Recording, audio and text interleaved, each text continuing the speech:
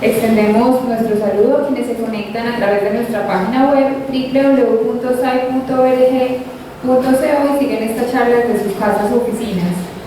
Antes de empezar con nuestra programación, les recordamos a los asistentes apagar sus celulares o ponerlos en modo de evitación para no interrumpir con la conferencia.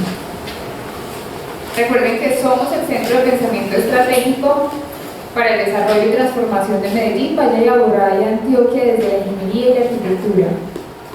Hoy contamos con la presencia del ingeniero Luis Fernando Arbeláez, quien nos hablará de la normatividad de alarmas de incendio en Colombia, NSR 10, capítulos I, JK. El señor Luis Fernando es ingeniero electricista de la Universidad Tecnológica de Pereira, consultor y asesor con más de 20 años de experiencia en diseño, montaje, puesta en marcha de sistemas de detección y extinción de incendios dentro y fuera del país. Ha laborado en diferentes instituciones y es miembro de la NFPA, técnico certificado de fábrica en varias marcas reconocidas de detección de incendio y cursos certificados NFPA. Le damos una calurosa bienvenida y le agradecemos por aceptar esta invitación. A continuación se dirige a ustedes el arquitecto Martín Alonso Pérez, presidente de la SAI.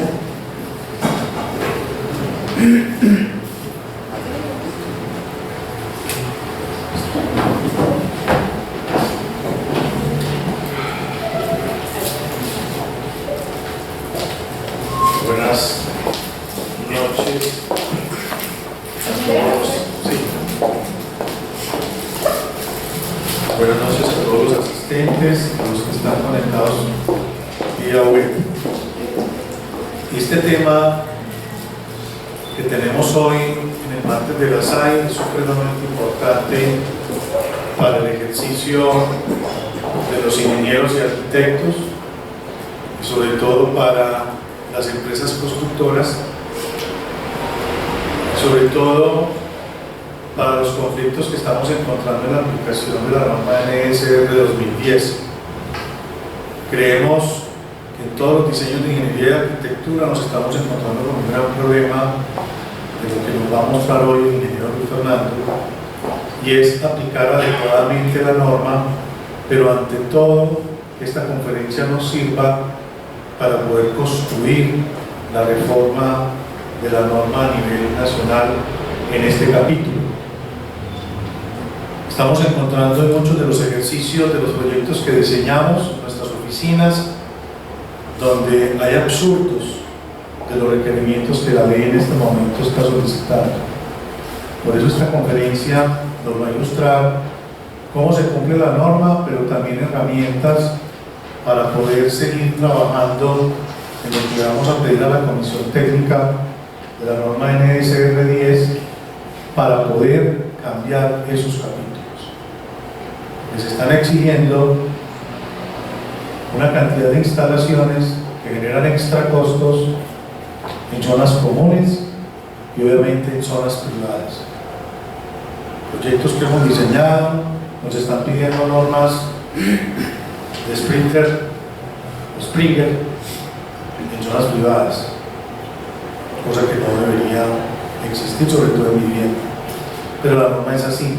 Los extracostos son de un tamaño que prácticamente nos estamos abocados a vender los productos, en este caso apartamentos o vivienda, mucho más costosos.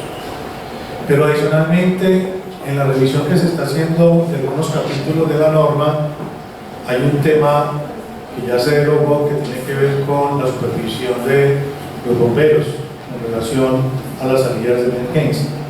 Todo esto nos lo va a ilustrar el ingeniero Luis Fernando, y por eso le agradecemos desde la SAI que nos dé esta charla con toda su experiencia sobre lo que estamos padeciendo las distintas oficinas de arquitectura y ingeniería, que nos ilustre qué es lo que debemos hacer, pero ante todo alimentar todos los elementos desde la práctica de lo que no debe ser la norma y obviamente lo más importante, cómo debemos corregirlo. Entonces a él, muchas gracias por estar acá en la SAI. Esta es su casa, usted es ingeniero Luis Fernando. Para todos los que asisten hoy y los que están conectados en la página web, y para aquellos que puedan ver más adelante la conferencia, Les agradecemos la atención y al ingeniero Luis Fernando le agradecemos su asistencia. Muchas gracias. Bien. Pues vamos a tratar en este breve lapso de tiempo, pues como dar una visión general sobre lo que es la normatividad en materia de protección contra incendio vigente en Colombia. Es un poco, digamos, presuntuoso tratar de hacerlo en un tiempo tan corto, pero vamos a tratar de que ustedes queden con una visión general sobre lo que es la normatividad. Fundamentalmente vamos a tocar lo que es la NSR 10, capítulos J y K y algunos otros decretos y resoluciones que ha emitido el gobierno al respecto. Bueno, este es más o menos el triángulo legal en materia de protección contra incendio en Colombia. Por un lado está la Ley 1575 del 2012, que es la Ley Nacional de Bomberos. Ellos son la autoridad competente en materia de protección contra incendios y seguridad humana. Por otro lado está los POT, los planes de ordenamiento territorial. Cada ciudad pues tiene uno, creo que en este momento está recién reformado, de Medellín. Y la ley 400 del 97, que es la que le da vida jurídica a la NSR 10. Y también a partir del artículo 50 también hay otro tema muy importante, y es el de la responsabilidad y la solidaridad que hay entre todos los actores, entre todas las personas que intervinieron en ese proyecto. De la norma, de la ley 400 específicamente vamos a tratar la NSR 10. Bueno, en la ley 1575, en el artículo 42 se establece que los bomberos son esa autoridad competente, como les decía ahora, en materia de prevención contra incendios y seguridad humana. Esta ley les daba a ellos les confería a ellos, digamos, la autoridad, les encomendaba también la revisión de diseños, realización de pruebas e inspecciones. Esta ley sufrió una reforma que la vamos a ver ahora. Entonces, luego,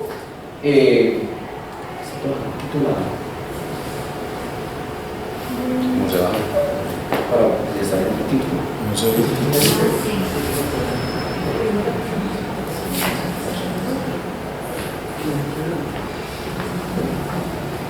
Por acá tienen los datos. Entonces, en el 2014 salió la resolución 661. En esta resolución, en el capítulo 28, artículos 221 a 225, se establecen unas tarifas, se dan unas fórmulas y unos criterios para que los cuerpos de bomberos puedan cobrar por esos servicios de aprobación de planos y revisión de proyectos. Entonces, estos artículos fueron los que generaron, digamos, la inconformidad en los gremios, porque en algunas ciudades del país se empezaron a cobrar unas tarifas muy altas por estos oficios, agravado por el problema de que muchos cuerpos de bomberos de Colombia no tenían departamento de ingeniería para poder revisar y aprobar un proyecto de esta naturaleza, agravado por otra situación. Buena parte de los bomberos de Colombia son bomberos voluntarios. Solamente unas pocas ciudades del país tienen bomberos oficiales, y la tendencia es a que las alcaldías están migrando a subcontratar este servicio público esencial con un particular que son los bomberos voluntarios, subcontratan el servicio por un tema más de responsabilidad. Es más, digamos que ven, en muchas alcaldías ven como menor la responsabilidad si es un tercero, que son directamente empleados de la alcaldía los que están prestando ese servicio, que en muchas circunstancias o no tienen el equipamiento adecuado o no tienen la infraestructura para poder, digamos, en un momento dado atender una emergencia adecuadamente. Por ejemplo, hace días les coloco aquí una anécdota. Un diplomado se estaba tratando el tema de los edificios de gran altura, de cómo en Estados Unidos, por ejemplo, un edificio de gran altura se define como por la altura máxima que alcanzan los vehículos de rescate. Entonces, allá un carro de rescate, por ejemplo, puede alcanzar hasta 24 metros de altura para rescatar una persona. En Colombia, paradójicamente, los edificios de gran altura es a partir de 28 metros, ¿cierto? Como si aquí hubiera de pronto vehículos de mayor alcance. Y le preguntaban ahí al capitán de bomberos del cuerpo de bomberos de Pereira que hasta qué altura podían ellos rescatar una persona. Dijo que hasta 3 pisos, porque es lo que le alcanza una escalera doble. Entonces, pues, si una ciudad intermedia como Pereira pues, no tiene esa infraestructura, pues me imagino que muchas ciudades del país estén en condiciones similares. Bueno, entonces, como estas tarifas se empezaron a aplicar y fueron otro sobrecosto más de los que nos hablaba ahora el presidente, entonces el gobierno emitió la resolución 1112 del 28 de agosto de 2015 suspendiendo temporalmente la aplicación de esos decretos, mientras se reunía la Comisión Asesora Permanente, el Ministerio de Vivienda, los gremios y sacaban unas nuevas tarifas. Pero llegó el 31 de diciembre que vencía el plazo y no salieron ninguna tarifas. Entonces, como la suspensión era temporal, quedaron vigentes las mismas tarifas que había. Y luego, el 30 de marzo, salió la resolución 340 con una nueva suspensión temporal por 90 días. A mitad, eso fue el año pasado. Y pues se acabó junio y no se salieron ninguna tarifas. No salieron ninguna tarifas. Entonces, volvieron a quedar vigentes otra vez las tarifas como estaban. Y el 13 de julio del 2016 salió la famosa 1796.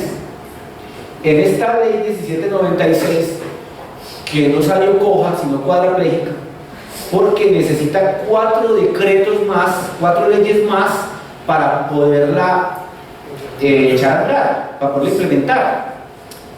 Entonces, en esta ley, en el artículo 7, se le quitó a los bomberos la competencia para aprobar diseños y recibir las obras, pero conserva la potestad para realizar inspecciones y pruebas, inspecciones programadas y pruebas de los sistemas contra incendio. Pero en esta misma norma se aclara que como esa ley no se puede, no tiene cómo rodar, entonces que estamos en un régimen de transición. Entonces que en ese régimen de transición pues toca aplicar la ley como venía. O sea, supuestamente una ley se publica y cúmplase, pero esta ley no se aclara que tiene que, como estamos en régimen de transición, entonces que se siga aplicando la ley como venía. Entonces, de entrada eso creó un vacío porque en las distintas ciudades no quedó claro cuál era la autoridad competente para aprobar los diseños. Las curadurías urbanas no contaban o no cuentan, la mayoría hasta este momento, por la información que tengo, con personal calificado para realizar estos proyectos. En algunas ciudades las curadurías están pidiendo que les entreguen el diseño de incendio, pero básicamente lo que hacen es verificar que se encuentre, que tenga esa obra, tenga el diseño, pero no hay quien lo revise si está cumpliendo o no está cumpliendo, si la protección es adecuada o no para el riesgo que se busca cubrir. Entonces queda un vacío incómodo, porque los constructores no saben a quién presentarle sus proyectos, quién se los aprueba y quién le recibe. algunas ciudades, sobre todo las que tienen bomberos voluntarios y que pueden seguir cobrando por ese servicio, aunque de pronto ya no aplicando la misma tarifa, pero siguen cobrando, entonces sí, les reciben el proyecto y se lo revisan, si uno lo envía. Pero en algunas otras ciudades los bomberos le ofician respondiéndole que ellos ya no son autoridad competente. Bueno, un comunicado, una circular del Ministerio de Vivienda del 17 de agosto vuelve y se ratifica de que estamos en régimen de transición y que hay que seguir aplicando la ley como venía. Obviamente, esta ley no tiene retroactividad. Eso aplica para los proyectos que tengan licencia de construcción posterior al 13 de agosto de 2016. Las que tengan licencia de construcción anterior, las cobija la ley como venía. Las cobija la ley como venía. Solo para aquellas que tengan licencia de construcción posterior al 13 de julio de 2016, porque no hay retroactividad. No hay retroactividad.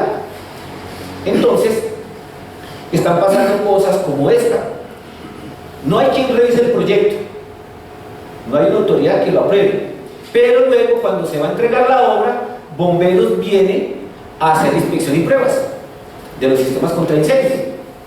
Y si el inspector de bomberos encuentra que hay un riesgo alto y que a su criterio ese edificio tiene un peligro inminente o tiene, digamos, un riesgo de seguridad, pues él no recibe ni firma, porque él sabe que él también tiene una responsabilidad si firma y dice que ese edificio es habitable o que se puede ocupar. Entonces, en muchas ciudades se han presentado casos, por ejemplo, de que va bomberos a hacer pruebas y pues no reciben porque no se puede hacer pruebas porque no, esto no cumple, o la bomba o tiene problemas en la parte de extinción, o la detección tampoco es adecuada, encuentra fallas y pues no recibe la obra. Entonces hay un vacío en quién debe recibir el proyecto. Entonces, en consulta que le hacía a la asesora jurídica del Ministerio de Vivienda, ella me respondió que la autoridad en cada ciudad, las alcaldías debían de designar quién recibiera los proyectos, pero eso hasta donde sé no ha pasado. No ha pasado. Entonces, ¿qué le aconsejo yo a los constructores?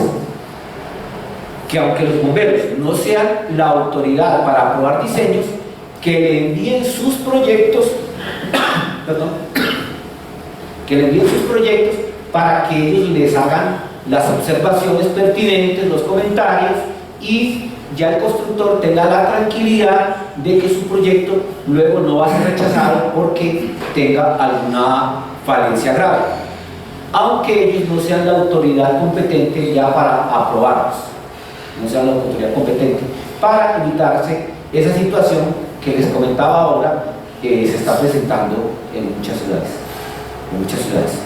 La mayoría de cuerpos de bomberos sí reciben todavía los proyectos, los reciben, les hacen los comentarios y le colocan o un sello de revisado o le colocan o le mandan una carta dando respuesta a que el proyecto pues ya digamos se fue revisado y que cumple pues, con la normatividad básica. Bueno, entonces aquí en esta diapositiva pues ratifica lo que les estaba comentando ahora, que no existe la reglamentación como tal. Bueno, entonces la NSR 10 es la norma de sismoresistencia del año 2010. Dentro de esta norma pues aparecen tres títulos: el título I, el título J, el título K. El título I, ahora el 5 de junio, acaba de sufrir una reforma.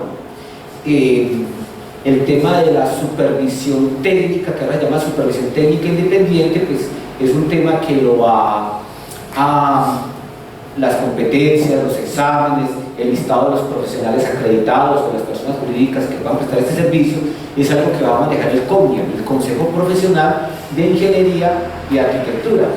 Con respecto a eso, le envió un derecho de petición al COMIA que aclarara pues en qué en qué etapa iba este proceso, o para cuándo estaba, o que diera fechas.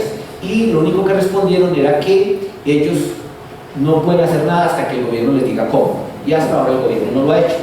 O sea que es algo que también pues, está en espera a que el gobierno lo reglamente o le diga. El gobierno lo hace.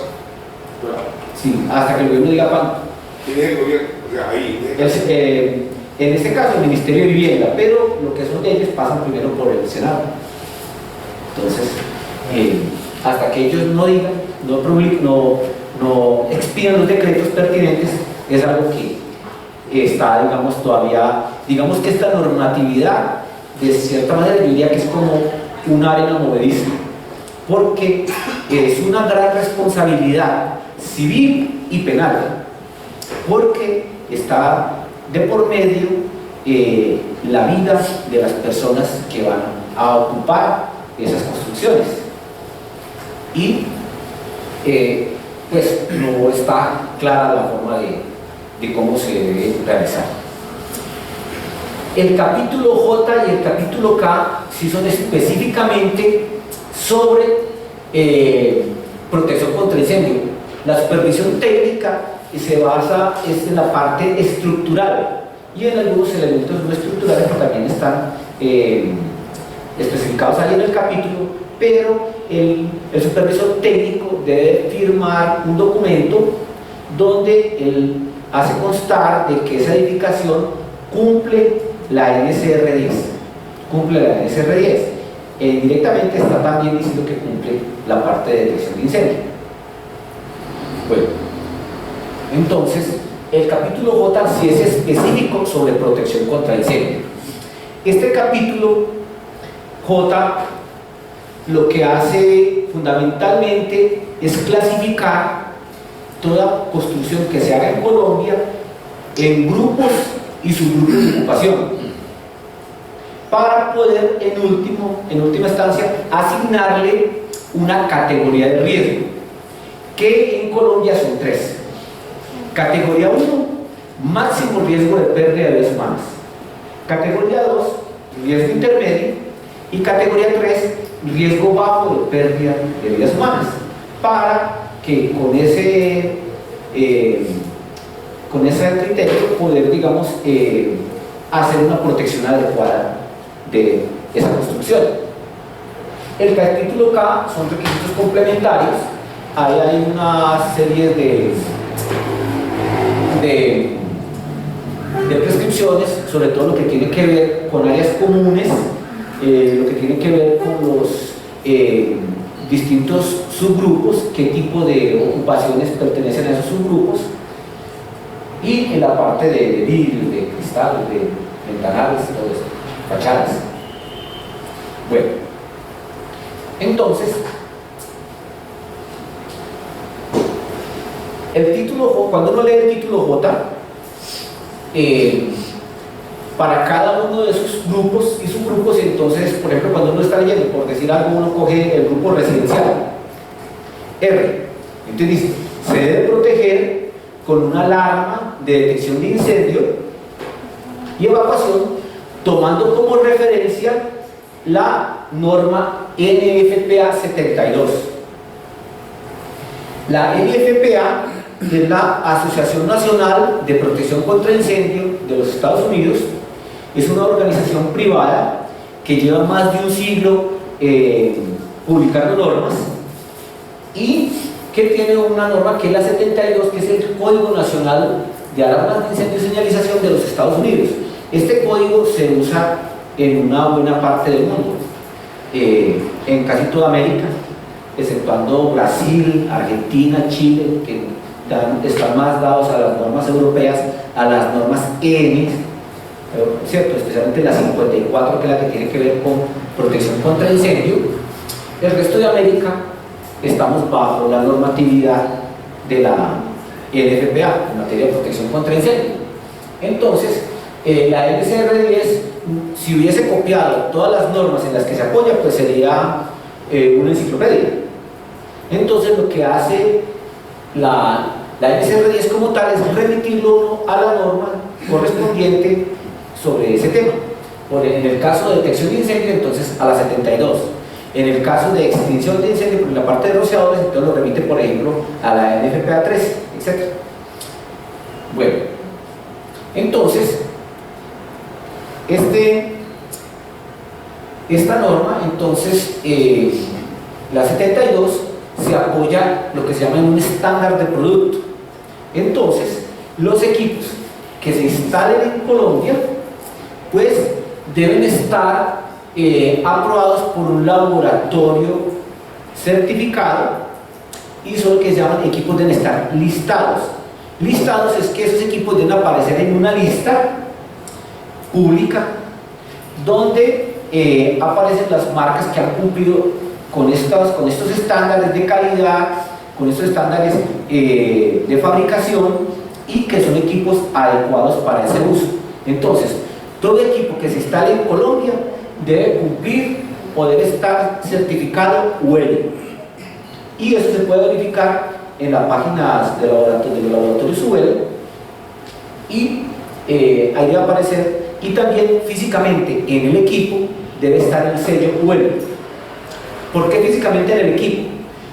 La mayoría de fabricantes producen equipos para América y Europa, estos fabricantes de equipos de detección de incendios. Los equipos que ellos envían para Europa no tienen sello UL, porque en Europa no aplican. Y en la mayoría de las marcas, por ejemplo, eso ya implica una diferencia en el precio entre 5 y 6 dólares. El hecho de no tener el sello UL. Ya hay 5 o 6 dólares por cada dispositivo, hablando de sensores de humo. Entonces, ha pasado que a Colombia han llegado equipos que, siendo el mismo sensor, viene sin el sello UL. Entonces, no es legal en Colombia. No es legal en Colombia. Entonces, cuando se va a instalar un equipo para detección de incendio, se debe verificar que todo sea certificado UL, hasta la tubería. La tubería, hay tuberías, por ejemplo, la tubería MT. La tubería MT debe tener sello UL en el tubo, debe estar sellado. Lo mismo que los terminales, que las cajas, todo debe ser sello UL, debe estar listado para su uso. Debe estar listado para su uso. Bueno. El Reglamento Técnico de Instalaciones Eléctricas, o RETI 2013, que es el que tenemos vigente todavía, ya creo que está muy próximo en salir el nuevo, establece que los 7 primeros capítulos de la 2050 son de obligatorio cumplimiento. El RETI elevó a obligación el cumplir la NTC 2050, que es el Código Eléctrico Colombiano, lo llevó a obligación, o sea, a que se debía cumplir. Antes del RETI, la gente lo aplicaba más a su criterio que a que fuera fuerza de ley. Ya con el RETI se hizo obligatorio. La 2050 es una traducción de la NFPA 70 del año 96. O sea que es una norma que tiene 21 años de vida. Esa norma fue modificada en los Estados Unidos en el 99, y de ahí para acá ha sufrido 7 reformas. Según escuchaba hace días a Freddy Porro, un ingeniero que experto en el tema, me decía que hay más o menos 20.000 diferencias entre la NFPA 70 del 96 a la del 2013. Y obviamente la tecnología en equipos eléctricos, pues en 21 años ha sufrido un cambio significativo. Pero en Colombia todavía nuestro código eléctrico se basa en la NFPA 70 del año 96, que es todavía la 2050. Afortunadamente, parece que va a ser así, esperamos que así pase. El RETI de 2017 va a tener una nota donde permite utilizar una versión más reciente de la NFPA 70. No nos obliga a pegarnos a una norma tan vieja que para algunos casos que pues no alcanzamos a tratar el tema hoy implica sobrecostos. Porque como les explicaba ahora, la tecnología ha evolucionado mucho y no podemos aplicar a los equipos que tenemos hoy en día disponibles los mismos criterios de hace 21 años. De hace 21 años. Entonces,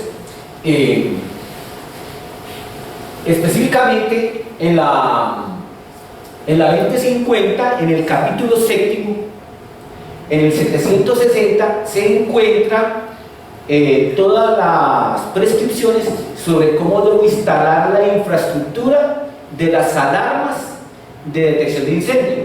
Todo lo que es la ductería y el cableado, cómo lo debo realizar, se encuentra especificado en esta norma y está bajo RETI, porque como les decía ahora, los 7 primeros capítulos son de obligatorio cumplimiento. Paradójicamente, muchos inspectores RETI no revisan la parte de infraestructura del sistema de detección de incendio, pero es parte del RETI. Es parte del RETI. También en la 2050 nos remiten que para equipos tomemos como referencia la NFPA 72. La NFPA 72.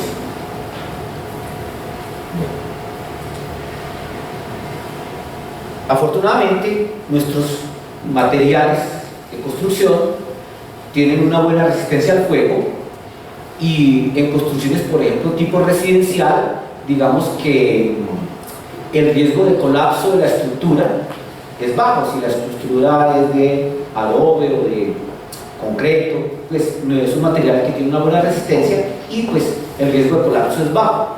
No así en otros tipos de usos, por ejemplo, en el uso comercial, en bodegas, el riesgo más alto está en la estructura que es metálica y por no tener recubrimiento, pues por la temperatura empieza a deformarse y colapsa fácilmente los techos, las estructuras. Pero sobre todo en el sector residencial, bueno, todos, el riesgo principal está en los humos tóxicos que se producen cuando hay un conato de incendio. Y es lo que generalmente mata a las personas, es lo que generalmente causa la muerte a los seres humanos y a los animales en un conato de incendio. Esta foto, por ejemplo, es de un edificio en Bucaramanga en el año 2014 que si no se hubiese evacuado a tiempo, pues posiblemente hubiera podido causar una muerte a algunas personas, porque ya con unos niveles de humo de esos que son generalmente humos tóxicos muy venenosos que no habrían podido sobrevivir. Bueno, pues ahora les quiero mostrar un video de un incendio típico de apartamento, de una sala en una casa o un apartamento. Para esta prueba se utilizaron un juego de sala que fue comprado en un almacén de muebles de segunda, buscando que fuera lo más estándar a los hogares norteamericanos: poltronas normales de madera, tela y espuma y fibras sintéticas. Entonces lo que van a ver es una sala típica, que poltronas de tela, madera, espuma, yo creo que también en muy buena parte de los hogares colombianos encontramos. Entonces este es un incendio típico que podría suceder en cualquier hogar de Colombia, con unas condiciones un poco ideales. Se encuentra una puerta de 1 por 2 metros abierta y una ventana, que generalmente en los apartamentos y casas están cerradas. Entonces, en ese caso, la temperatura pues asciende más rápidamente.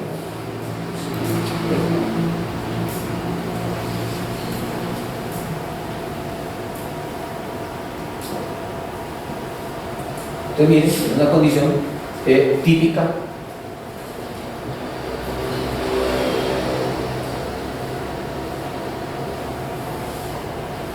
Ya se empieza ya hay llama abierta, el fuego abierto, y empieza a subir una pluma de humo que se empieza a acumular en el cielo falso. Si ese apartamento tuviera una alarma de humo, esa alarma de humo empezaría a sonar y permitiría que evacúen lo más pronto posible las personas que se encuentran en el apartamento. Que se encuentra en el apartamento, porque Estos muebles, por ejemplo, contienen espuma de poliuretano expandido. Esta espuma de poliuretano, cuando se quema, produce ácido cianhídrico o cianuro. Y también produce monóxido de carbono. Y el monóxido de carbono hace que las personas se profundicen en el sueño o se desmayen y pues no van a escuchar ya la alarma exterior ni ninguna notificación. Entonces por eso hay que sacarlos, hay que evacuarlos lo más tempranamente posible antes de que el humo y la temperatura alta les impida salir. Normalmente la sala está en la vía de evacuación del apartamento. Esta nube de humo que vemos acá, en este momento, 1 minuto y medio, esa nube está más o menos entre 600 y 800 grados centígrados. Aquí, 1 minuto y medio, ya no hay vida, ni humana ni vegetal. Lo que esté a 800 grados ahí, 600, 800 grados, ya murió. Y las personas que no alcanzaron a evacuar ese apartamento ya no tienen por dónde salir. Y los bomberos tienen prohibido entrar. Porque ahí ya no hay vida, ahí ya no hay vida, ¿a qué no entrar? A quemar el vestido de protección y arriesgarse ellos. Ahí ya no entra nadie. Ahí el que no salió, ya no salió. Y por eso la norma SQL establece hasta 90 segundos. Después de 90 segundos, ya es muy probable o casi imposible que puedan evacuar en una condición típica como esta. Hay 1 minuto y medio. Entonces, como los edificios de gran altura en Colombia no tienen rociadores automáticos, la temperatura va a seguir subiendo, ya se comienza a encender todo lo que son los materiales combustibles que se encuentran dentro de ese recinto, y va a llegar un momento en que la temperatura sube tanto que se incendia todo ese volumen de material particulado que se encuentra ahí en combustión incompleta, y se produce lo que se llama una marea de fuego o flashover. El flashover es que se incendia toda la atmósfera de ese cuarto, y ya va a pasar más o menos a los 3 minutos 10 segundos ocurre en esta prueba.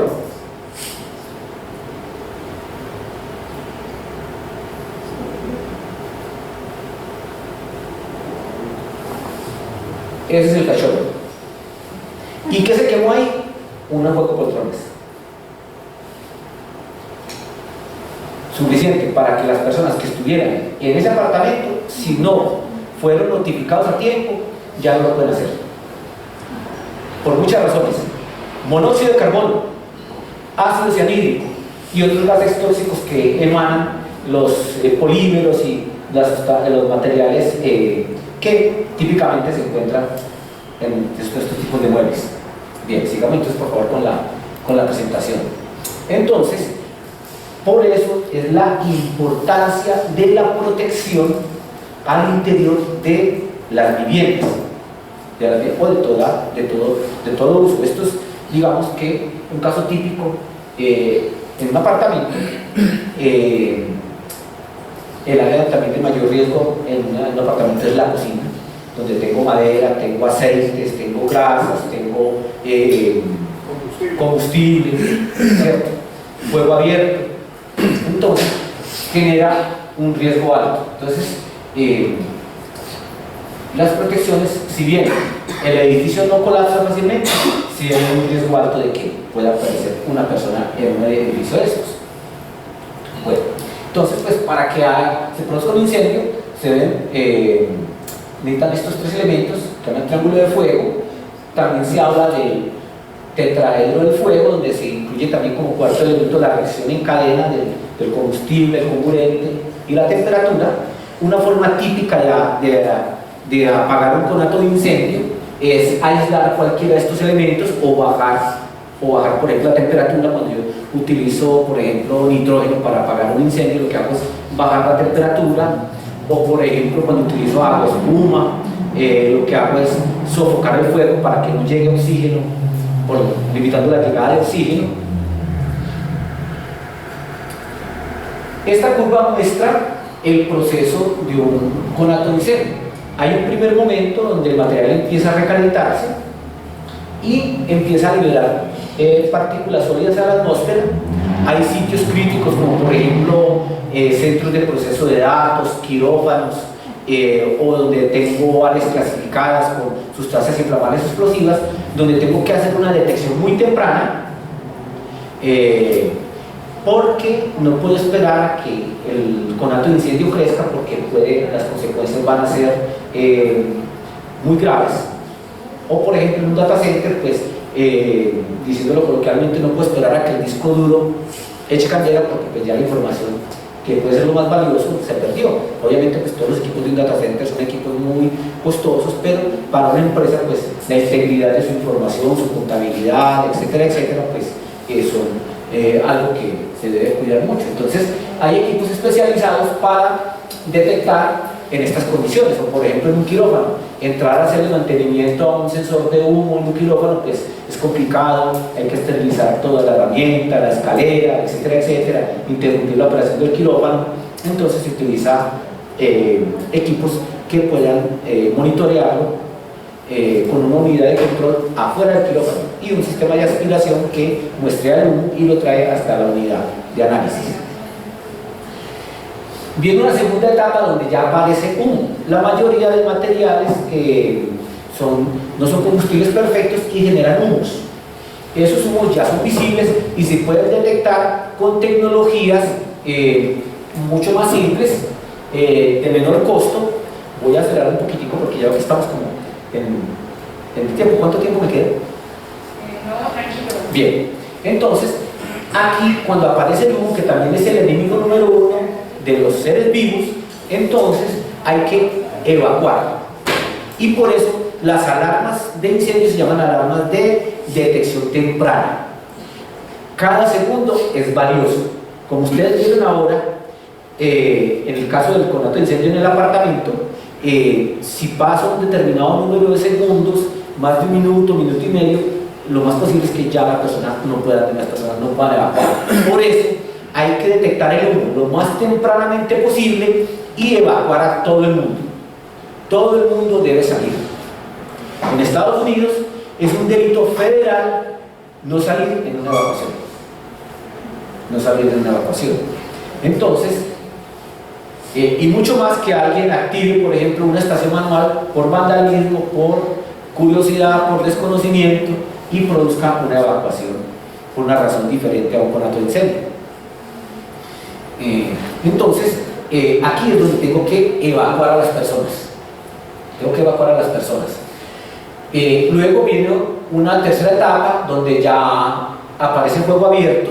Este fuego empieza a crecer, el aire de la habitación se me empieza a calentar por dos mecanismos, por radiación, que es el calor, emite energía radiante, y también por convección. El aire que está ahí se calienta y calienta todo lo que se encuentra en la vecindad, y es donde se activan los rociadores automáticos. Los rociadores automáticos típicos son los que ustedes ven con una burbuja de vidrio de color rojo. Ese color rojo hace referencia a la temperatura a la cual esa burbuja se revienta y permite que un tapón que está tapando esa boquilla caiga y salga el agua que se encuentra ahí a presión. Entonces, esos rociadores se activan a 68 grados de temperatura. Entonces, cojan ustedes un centro comercial típico de acá, de Medellín, altura típica de un local comercial, 4,50, 5 metros, y el rociador va allá arriba, en la vecindad de la placa. Entonces, imaginen ustedes qué temperatura habrá aquí abajo antes de que arriba hayan 68 grados. Además, la cantidad de humo que se puede producir antes de que se puede salir al pasillo y bloquear la vía de evacuación antes de que se activen los rociadores. Y ni hablar pues, de una edificación que tenga una altura mayor. Entonces, por eso, la protección a la vida de las personas es fundamentalmente la alarma de detección de incendio o la alarma de detección temprana, para poder evacuar lo más pronto posible esa carga ocupacional, esas personas que se pueden encontrar en un momento dado en esa edificación. Entonces, los rociadores, ahora la ley obliga que de acuerdo al uso, que tenga 4 mecanismos de protección. Primero, los extintores portátiles. Segundo, gabinetes. Así existan gabinetes, debo tener también extintores portátiles. Y para donde aplique el uso, debo tener rociadores, extintores, rociadores, sistemas de rociadores automáticos. Y también necesito la alarma de detección de incendio para la notificación temprana de las personas que se encuentran allí. Lo fundamental es proteger a la vida de las personas. Específicamente, en el caso del uso residencial, el capítulo 29 de la NFPA 72 explícitamente dice que solo interesa en residencial la protección de la vida de las personas, que el inmueble no. O sea, que lo interesante es notificar a la gente y sacar la tienda. No importa lo que pase con el inmueble. O sea, lo fundamental, la vida en este caso. Ya en otros usos como el comercial, el industrial, ya hay otros criterios, digamos, como es por ejemplo en la continuidad de la operación. La continuidad de la operación. ¿Cierto? Si se produce un conato de incendio de determinada magnitud, ¿cuánto interrumpe la operación de esa industria o de ese establecimiento? Por ejemplo, un caso que me tuve conocimiento, una línea de producción en una fábrica en el Valle, se incendió una banda transportadora, el fuego se alcanzó la parte eléctrica, se quemó un CCM, un centro de control de motores, y pues esta empresa llamó a su proveedor en Europa y dijo: sí señor, en 8 meses le entrego la máquina funcionando. Entonces, pues, ¿qué hizo la fábrica? Despidió empleados, los clientes de esa empresa no se iban a quedar un año esperando a que volviera a producir, se sacaron otro proveedor y prácticamente esa línea de producción se acabó. Entonces, las consecuencias de un incendio son muy complicadas y tienen muchos costos directos, indirectos y lo que llaman daños, efectos colaterales. Bueno, entonces, desde el punto de vista, digamos, de la protección, pues hay protecciones pasivas que arrancan desde el mismo diseño arquitectónico, en los materiales que utilizo, la NSR10, más una serie de prescripciones de acuerdo al uso, sobre qué materiales puedo utilizar, de acuerdo a la carga ocupacional que tenga, etcétera, etcétera, o al riesgo. También aquí es importante lo que se llaman las barreras portafuego. Si por ejemplo yo atravieso una pared con un ducto de cualquier clase, una bandeja portacables, un ducto hidráulico, lo que sea sanitario, yo debo sellar ese paso con un material de resistencia igual o superior que el muro que estoy atravesando o la placa que estoy atravesando, y con una resistencia mínima de 1 hora. O si la pared es de 2 horas o 3 horas, debo respetar esa resistencia al fuego. Para eso existen unos materiales que son inclusive reutilizables. Si por ejemplo yo tengo que recablear una bandeja portacables, pues yo puedo retirar en un momento dado ese material y recablear mi bandeja y volver a sellar el paso. ¿Para qué? Para que el fuego no se extienda. Por ejemplo, si fue la bandeja la que se prendió o el fuego alcanzó la bandeja eléctrica, pues no se me extienda todo el edificio, o el humo pase y me asfixie a otras personas que se encuentran en otros recintos.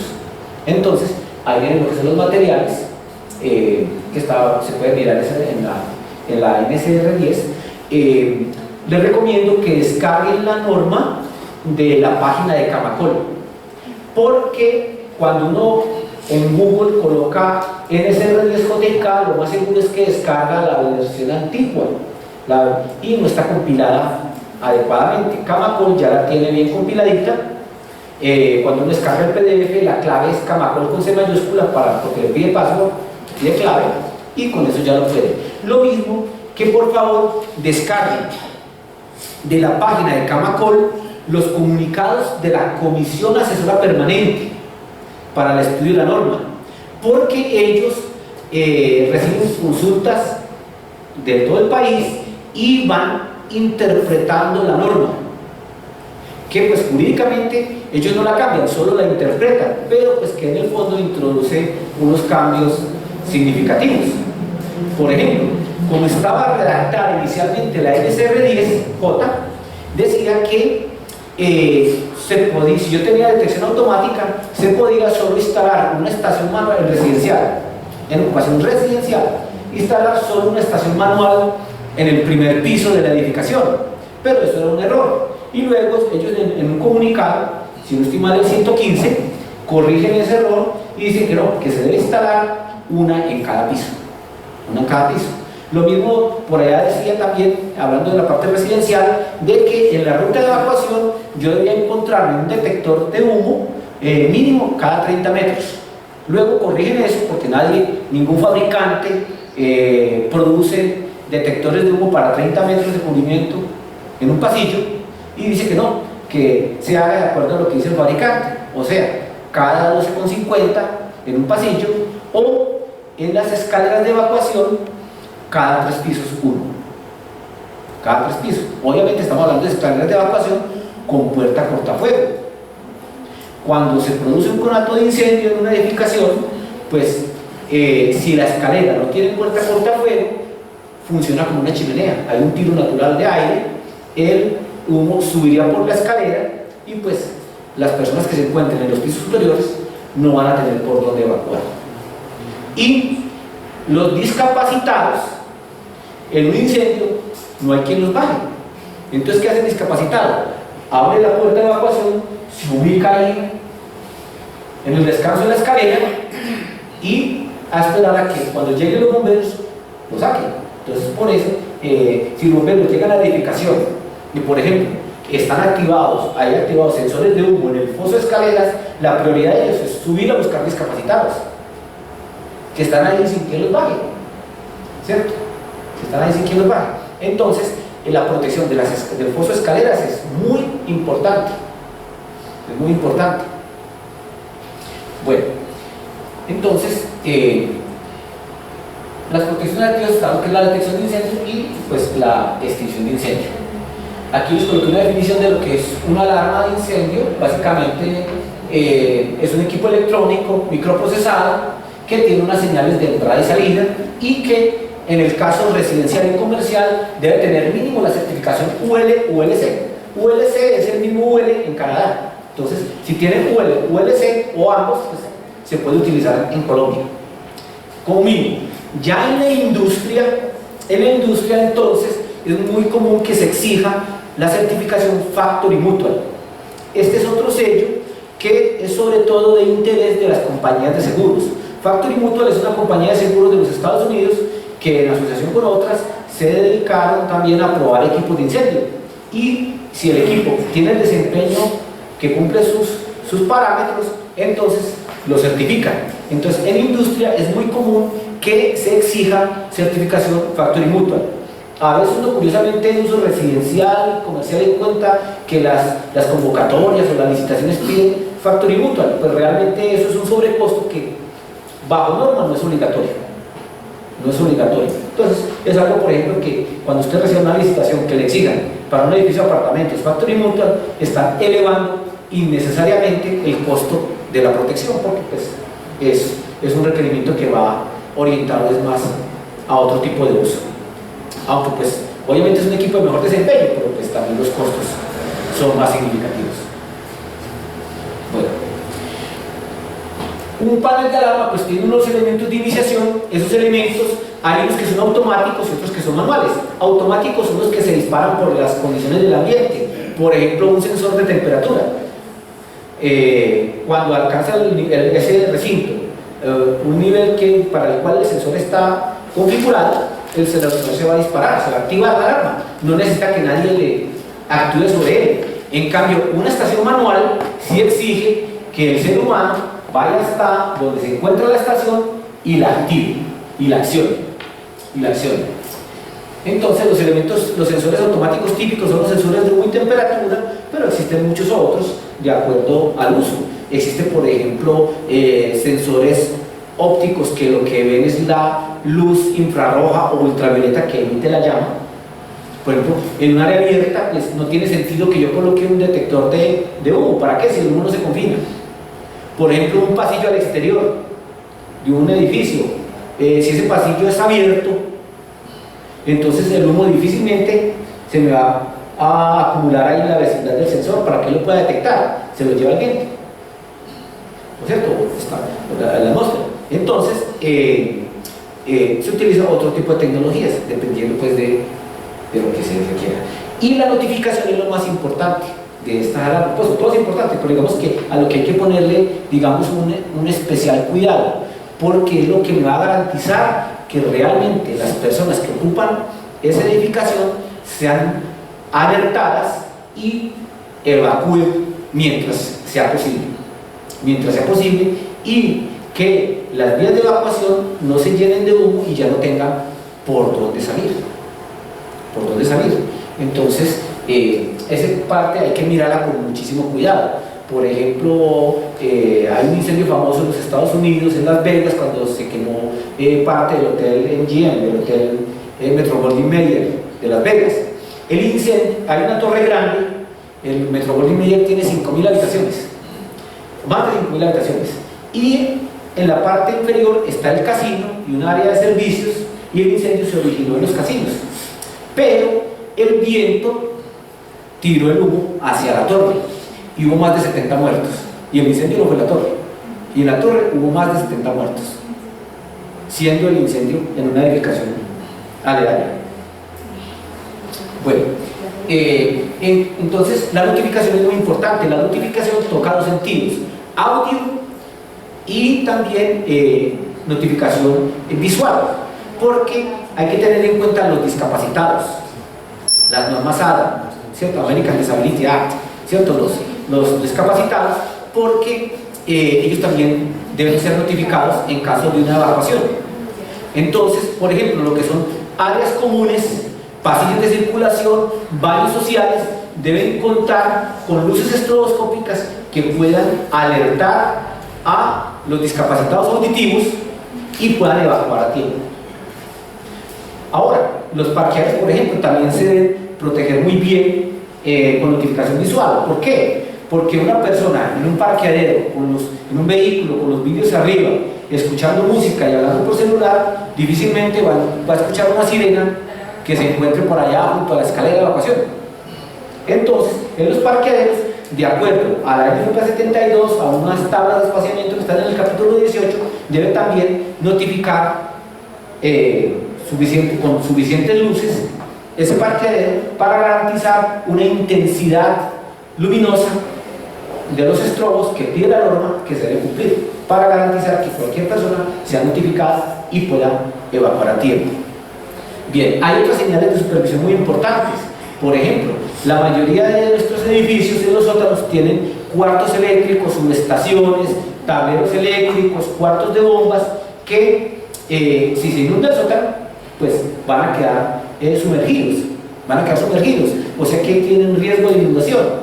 Así tengan bombas de nivel freático, esas bombas pueden fallar. Yo conozco varios casos en Colombia de que se han quemado las subestaciones por inundación.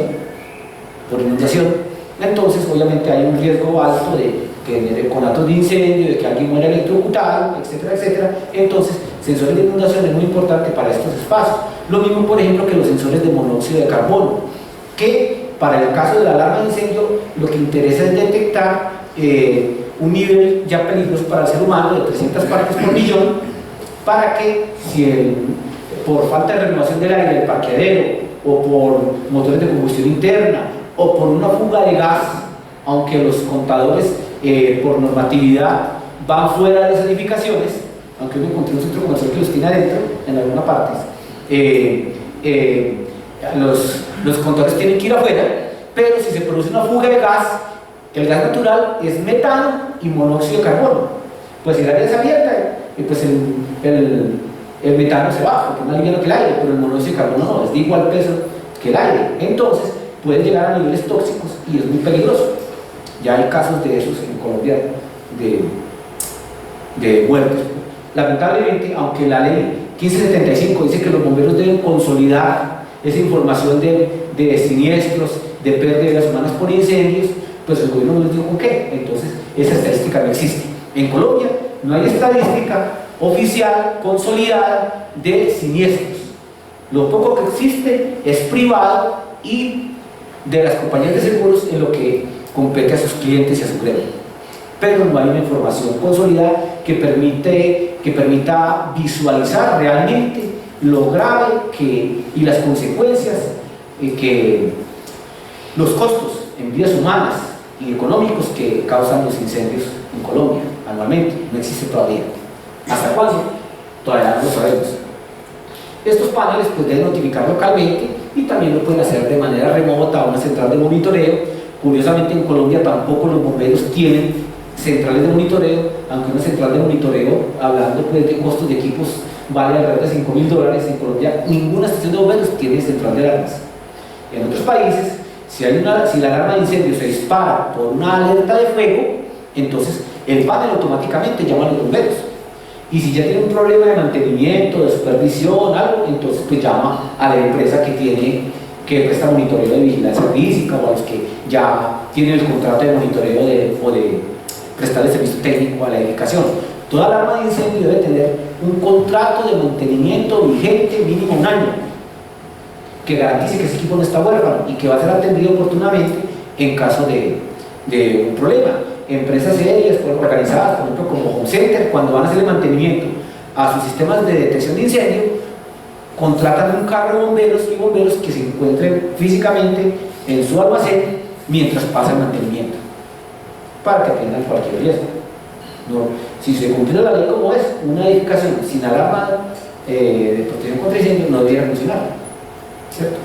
Entonces, estos paneles tienen esa capacidad de hacerlo, de notificar. El panel generalmente se ubica en un cuarto eléctrico, pues por distribución de tubería y cableado. Entonces, al acceso a la edificación debe haber un anunciador remoto que permita alertar sobre el fuego. Todos estos elementos que vienen conectados al panel deben cumplir una parte del artículo 760 de la NTC 2050, donde explica lo que se llaman circuitos de potencia limitada, que son los que toman su energía del panel. La parte de alimentación del 120-240 o de las fuentes de respaldo ya lo cobija rating normal. Bueno, aquí esta es una diapositiva de una aplicación típica de un sistema. Aquí hay una ilustración de estos elementos, las estaciones manuales, sensores de humo. Ese que se ve dentro de esa cajita de acrílico es un sensor para ducto de aire. Los ductos de aire también se deben monitorear porque transportan fácilmente el humo a otras áreas de la edificación. Entonces, cuando se activa la alarma de incendio, se debe apagar los aires acondicionados o cerrar los dampers de esa área de la edificación. Entonces, también la NSR 10 dice que al entrar a la edificación, los bomberos deben encontrar con los medios para la desconexión de la energía, de apagar aires acondicionados y gases, cosa que no conozco del primer edificio que lo cumple, pero lo he visto, ojalá que ya haya muchos, pero así lo pide la norma, y que es lo normal, ¿cierto? Pues que es lo que debe ser, porque imagínense, para ingresar al segundo sótano, ir a abrir una puerta con un candado para ir a poder bajar, ¿cierto? Desenergizar, o en el caso que les colocaba ahora, ¿cómo desenergizar la subestación si se está inundando el sótano? Si no se desenergiza, se va a quemar. Que con la pérdiga, sí, si está lloviendo. ¿Quién con una pérdiga va a ir a bajar a un fusible primario? Entonces, son cosas, por ejemplo, que hay que contemplar en los diseños y las protecciones de las edificaciones. Y que se pueden volver muy complicadas si esto llega a los estrados judiciales. Porque, como ya, por ejemplo, en algunos casos que me ha tocado, es un juez de la República el que va a entrar a decidir quién tuvo o no la culpa. Y pues como en un caso que me tocó en Cartagena, pues el juez no sabía del incendio. ¿Y qué hizo él? Pues llamó a unos auxiliares de la justicia, que pues en ese caso no eran los ingenieros más capacitados de la ciudad. Entonces conceptuaron mal. Entonces tuvo que entrar esta empresa constructora a montar toda un andamiaje de sustentación técnica para demostrarle a los peritos y a los jueces que estaban equivocados. Entonces mire que el tema se pone, y del otro lado estaba una multinacional de seguros con sus abogados que pues no quiere pagar. Entonces el tema es de realmente pues hay que tratarlo con la ética, con el profesionalismo que se merece, y este tema no es difícil, pero sí es extenso, la normatividad es extensa. Y por ejemplo, en el caso yo soy ingeniero electricista, nosotros estamos muy acostumbrados a la norma rajatabla, a especificar calibres, diámetros de tuberías, potencias. Esa carpintería aquí también se aplica y hay que cumplirla. Pero aquí hay que tocar cambiarse el chip o cambiar sus paradigmas en el sentido de que aquí ya eso es importante y hay que cumplirlo. Y cuando hay un conato de incendio, lo primero que revisan. Si usted escucha las noticias, en Colombia hay un conato de incendio, es o la veladora, la pipa de gas o un corto eléctrico. Que obviamente los cortos eléctricos a nivel mundial, si son más o menos, están alrededor del 20% de las causas de conatos de incendio. Pero pues aquí, como nuestra parte forense de investigación de incendios pues no está muy desarrollada, pues más fácil, los primeros culpables son los sistemas eléctricos. Entonces esa parte hay que cumplirla, pero por encima de eso está el riesgo. Entonces se evalúa el cumplimiento del sistema y NSR10, pero después se mira el desempeño, si el riesgo sí estaba adecuadamente protegido. Porque, por ejemplo, la norma me dice, en el caso de un detector puntual, me dice que cubre un área típica de 9×9. Pero ¿qué tal que yo tenga una alta concentración de equipos en un extremo de este cuarto? O que sea, por ejemplo, un cuarto de cargadores de baterías en una industria o en un data center. Y esas baterías, cuando se están cargando, o en un cuarto UPS, exhalan hidrógeno, que es inflamable y explosivo. Si no coloqué el sensor de hidrógeno, no estoy protegiendo el riesgo adecuadamente. Entonces, ¿para qué les coloco ese ejemplo? Para ilustrarles de que no es solamente la norma rajatabla, es el cumplimiento, es la protección del riesgo. O por ejemplo, cuando se hizo el copiar-pegar de la norma de Estados Unidos a Colombia, hay cosas graves que pasaron. Por ejemplo, la norma no es explícita que en los edificios donde yo tenga categoría 1 de riesgo de pérdida de vidas humanas, yo también debo instalar un sensor de temperatura en la cocina. ¿Por qué? Porque si no protejo, si no detecto a tiempo ese conato de incendio en ese apartamento y espero a que se produzca la marea de fuego y salga ya al pasillo, pues mínimo los otras personas que habitan en ese piso ya no van a tener por dónde salir. Cuando escuchen la alarma es porque ya está el pasillo lleno de humo y ya no van a tener por dónde evacuar. Entonces, en edificios de gran altura o de categoría 1 de riesgo de pérdidas humanas, en el sector caso residencial, es muy importante la instalación de un sensor de temperatura en la cocina. Temperatura porque, y a veces uno encuentra, después he visto diseños que colocan un sensor de humo ahí en la sala comedor junto a la cocina. Pues si se les quema una arepa o por los humos propios de la cocción, pues se va a activar se va a estar activando el sensor. Lo mismo que en los parqueaderos. Una vez se encuentra diseños con sensores de humo en parqueaderos que fácilmente se activan por el humo, por la combustión de los vehículos. Entonces, obviamente, todos estos equipos, y aunque pues, nuestra norma es muy laxa todavía, y en este momento cualquier profesional de la ingeniería o arquitectura puede firmar un diseño de protección contra incendio, pues la persona que lo desea hacer o que se desea meter en este campo, que lo haga pues con la seriedad y la responsabilidad que esto implica. La información está disponible, no es nada de otro mundo, no hay que hacer un curso en la NASA, pero sí hay que estudiar toda esta normatividad. Les aconsejo que se inscriban en la NFPA, es muy barato, vale $150. Pero no solamente se inscriban, porque no es para simplemente colocar en la tarjetita, ya soy miembro de NFPA, no, están los comités, está el comité latinoamericano, está el comité de seguridad eléctrica, bueno, hay muchos comités, y también hay mucho curso y hay mucho material de consulta para que podamos hacer una adecuada protección de nuestras edificaciones, que como nos decían ahora, me dice ahora el presidente, a veces una mala interpretación de la norma causa unos costos exagerados. Mi consejo o mi sugerencia es que se peguen a las normas NFPA en sus diseños lo más que se pueda, porque la norma NSR10 tiene muchas contradicciones y luego, si se van por el lado supuestamente más barato, es el lado que puede tener más problemas, porque es muy fácil entrar a demostrar en un juicio que estaba mal protegido el riesgo, por ejemplo. Entonces es muy peligroso solamente guiarse por NSR10. Mi opinión personal o mi sugerencia es que se peguen lo más que puedan a las normas NFPA, que sí son válidas internacionalmente, tienen sustentación técnica y científica, y como dicen los gringos, fue escrita con sangre. O sea, son la mayoría de los cambios que han tenido esa norma ha sido por tragedias y por prescripciones o disposiciones que se han tomado para evitar que se repitan. Entonces, miren, esto no es nada supremamente complicado, pero sí es un tema extenso que hay que conocerlo.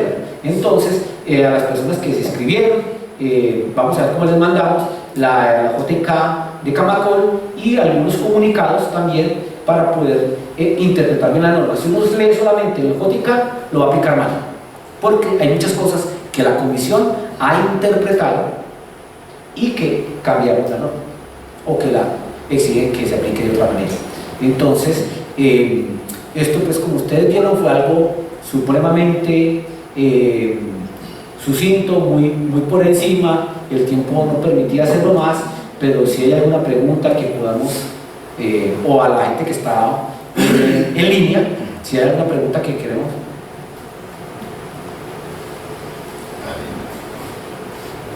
No, muchas gracias. Una aclaración con respecto del uso de los productos por huelga. ¿Qué pasa si hay un incendio y encuentra una aseguradora que por un producto de los utilizadores no tenía una huelga? Hay lo que llama una no conformidad. Ese equipo no era legal en Colombia. Los equipos en Colombia eléctricos deben tener RETI, o también se acepta la certificación UL equivalente. Y específicamente para el incendio, la 72 solamente reconoce los laboratorios UL. No es que los equipos europeos sean malos, no. Pueden ser inclusive tener mejor desempeño que los americanos en algunas cosas, pero en Colombia no son legales, no están listados. Una aseguradora no puede No, negarse. ahí habría una no conformidad. Es un equipo que no es legal para ese uso. Hombre, una aclaración. En resumidas cuentas, hasta hoy, el cuerpo de bomberos está, ¿cómo se dice?, autorizado Sí. o para revisar Sí. los sistemas. Se lo digo de la siguiente manera. A ver, Los proyectos que tengan licencia de construcción anterior al 13 de julio de 2016 los cobija la normatividad anterior, no la nueva. para la NSR 10, Exacto. todas las de la ley. Y a los que tengan licencia de construcción posterior al 13 de julio de 2016 los cobija la nueva. Pero, de acuerdo a la circular del Ministerio de Vivienda, como todavía no se ha reglamentado, entonces sigamos aplicando la ley como venía. Ya voy, es que precisamente es eso. Sí, parece ser, pues yo no soy abogado, parece ser que hay una contradicción precisamente. Hubo ese decreto que vendió La 1796. el pago del cobro de honorarios o de monumentos por revisión de los bomberos, ¿cierto? Sí, señor. Sin embargo, esta normatividad para viviendas de interés prioritario Sí. parece, no he podido entenderlo, que revocó esa situación. Entonces, yo tengo esa duda. Sí, realmente, como les decía, el tema tiene muchas lagunas normativamente, y por eso en sus proyectos yo les aconsejo, manden sus diseños a que bomberos los revisen y les haga comentarios, así no lo puedan aprobar, porque ellos después son los que van a ir a realizar inspección y pruebas, y si ven que no cumplen, le dicen no le reciben. Y entrar a intervenir un edificio ya terminado es complicado. Yo conozco, por ejemplo, varios, pero por ejemplo me acuerdo en este momento de un especialmente complejo, un edificio de estrato alto, unidad de vivienda, la más barata era de 400 millones, y uno de los copropietarios que dijo: vengo a que me devuelva la plata, un abogado muy importante de la ciudad, vengo a que me devuelva mi plata y me indemnicen, porque este edificio no cumple normas, no cumple el SR10, y tenía todo el derecho a reclamar. Entonces imagínense un edificio de este estrato ya ocupado, entrar a intervenirlo, a canchar, a meter tuberías. Entonces esas son cosas muy traumáticas y costosas. Aparte de que el gobierno, la norma no es clara, pero la SIC, la Superintendencia de Industria y Comercio, ya tiene más de 1000 inspectores que se van a dedicar a revisar el país, y las multas no son baratas. creo que arrancan como al orden también de los 400 millones. Entonces va a haber un tema complejo ahí de multas y de sanciones por incumplimientos. Yo hago una claridad sobre la pregunta de la vivienda de interés social. El gran problema que hay con estas normas cuando se traen de otros países y no se contextualizan en el caso colombiano es el problema de los costos de construcción. Cuando usted tiene por el Ministerio de Vivienda un tope para vivienda de interés prioritario o un tope para vivienda de interés social y otra norma que tiene que ver con otro alcance distinto se incorpora dentro de la vivienda y se vuelve obligatorio, ese techo, por ejemplo en el caso de la vivienda de interés prioritario, hace que todas las instalaciones que hay que cumplir por ley, hace que esa vivienda de interés prioritario, que tiene un techo, voy a decirlo, de 40 millones, esta infraestructura se convierte en un costo del 5 o el 6% para poder cumplir, o sea que se sale del mercado, o hace la vivienda o instala estos controles. Es por eso en la vivienda social es la contradicción de la norma. Ese es el gran problema que tenemos en nuestra cultura, que somos muy legalistas, muy santanderistas y creemos que con las normas se resuelven los problemas. Por eso hubo que reversar todos los requerimientos en términos universales para la vivienda, porque las viviendas, sobre todo las más bajas desde el punto de vista del costo, que son las VIP, vivienda de interés prioritaria, hubo que reversar la medida porque o hacemos la vivienda o cumplimos la norma del código JK. Entonces ahí es donde prácticamente lo que se está buscando es que se revisen o se reviertan muchos de los principios que se tienen de la norma NSR 10 porque está siendo imposible poder cumplir los requisitos. Y el otro tema es que usted le traslada a los bomberos un criterio, digamos, de evaluación que no lo tienen y se volvió un negocio y además se volvió una corrupción. Los bomberos, como por ley tienen que revisar, estaban contratando a una cantidad de gente que no cumplía los requisitos y se volvía también un problema para que los proyectos pudieran avanzar. Simplemente un complemento. También hay una falla del Consejo de Estado donde la protección salarial de las personas no puede estar amarrada al estrato. Entonces ahí hay otra cosa.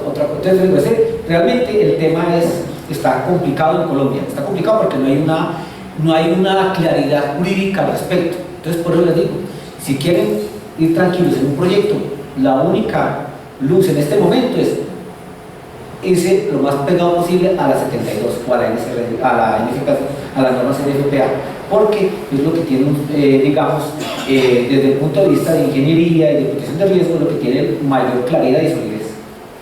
Muy bien. Perdón, usted viene, para mí, ahí modo de ver, ahí hay una contradicción. Resulta que la norma de obligatorio cumplimiento es la NSR 10, Sí, señor. ¿cierto? Entonces, nos pegamos a la NFPA, ¿cierto? Entonces, pues creo yo que estamos haciendo cumplir estamos trabajando con unas normas que son extranjeras, sabiendo que la que nos obliga es la NSR 10. Entonces, yo no Pero sé. el problema ahí, perdón ingeniero, el gran problema, y por eso el tema es tan importante y tan pertinente, es el problema que tenemos en la cultura colombiana. Creer que una norma que complementa a otra norma que ya existe y esa deroga algunos capítulos, pero no la totalidad de la norma anterior, sino algunos puntos, algunos artículos, queda siempre en punta, quedan pendientes otras tareas por hacer. Entonces, en la industria de la construcción este es un tema álgido en el sentido que prácticamente esos dos puntos, el J y el K, están encareciendo el desarrollo de los proyectos. Por eso era la relación que hacía el ingeniero con lo de Camacol, porque en Camacol estamos muy preocupados, y aún en la SAE, porque en el ejercicio de los ingenieros y arquitectos, en los diseños, muchas veces con los clientes se dice, mire, no lo coloque, pero si no lo coloca tiene un riesgo de no cumplir la norma Dentro de los próximos y le 15 colocan años. una multa. Y si lo coloca, ahí está la contradicción. Hay unos sobrecostos que no tienen sentido asumirlos, porque hay unas zonas desde el punto de vista climático que no tiene sentido que estén ahí. Y en nuestras, entre comillas, empresas, se escoge el camino más fácil, el más barato, y muchas veces sale el más costoso, porque llegan los inspectores, que es otra situación que se está empezando a mirar a nivel nacional, es que los inspectores están aumentando, y cuando no se vaya cumpliendo la norma, vienen las multas, y ahí es donde viene el gran problema de la corrupción, porque le pagan a funcionarios o inspectores plata para que no los multen, y viene el gran problema de lo que ustedes ya conocen en los medios de comunicación. Sí, señor. Entonces, a ver, lo mejor es, como les decía, es lo más pegado posible a las normas NFPA. Y esperemos que ahora con estos nuevos decretos pues se vaya aclarando el panorama, pero no va a ser tampoco inmediato. No va a ser tampoco inmediato. Muy bien, a todos muchas gracias, una feliz noche. Los que son del Nacional no se lo olviden mañana que tenemos que ganar bien Cali. Ya los de Medellín simplemente los consolamos. Hay inscripciones para los que son de Medellín que se quieran para el Estado Nacional. Buenas noches, muchas gracias.